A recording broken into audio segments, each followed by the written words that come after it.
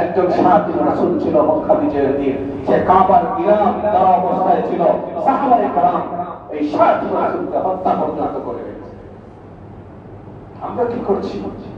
لا يؤمن أحدكم حتى أكون أحب إليه من والده وولده والناس أجمعين।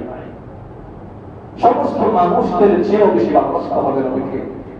নিজের মা, নিজের বাবা, নিজের সন্তান, নিজের সন্তানাদি, মান সম্পদ যা কিছু আছে সবচেয়ে বেশি মহব্বত আর ভালোবাসতে হবে নবীকে। যদি ভালো না বাসেন লা ইউমিনু, ইমানদার হতে পারবেন না।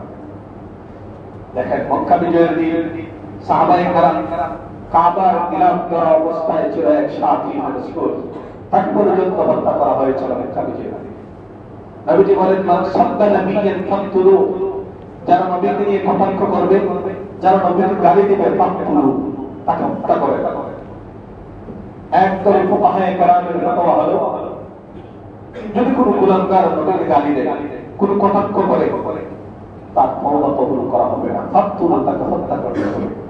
সে পুরো দুনিয়া, পুরো বিশ্বের জন্য ক্যান্সার, তাকে হত্যা করতে হবে, ফাকতুলু, আর কোন বিধান নাই, তাকে হত্যা করা ওয়াজিব।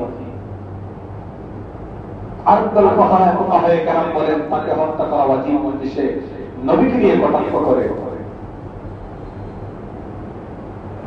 চিন্তা করেন নবী কি শব্দ ব্যবহার করেছেন, মান সাব্বা নাবিয়ান ফাকতুলু, যারা নবীকে গালি দিবে, যারা সাহায্য রাসূল, তাদের একটাই বিধান, তাদেরকে কি করা? হত্যা করা।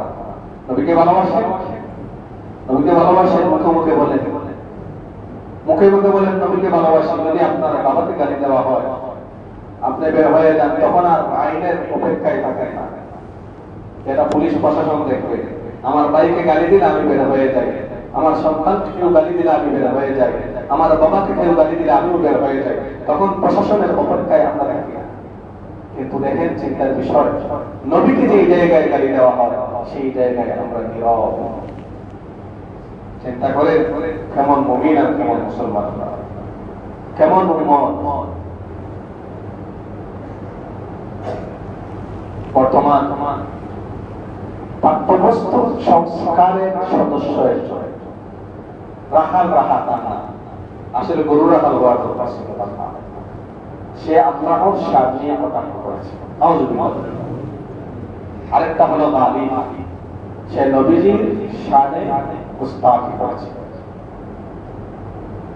এই যে আইনটা বিকরণ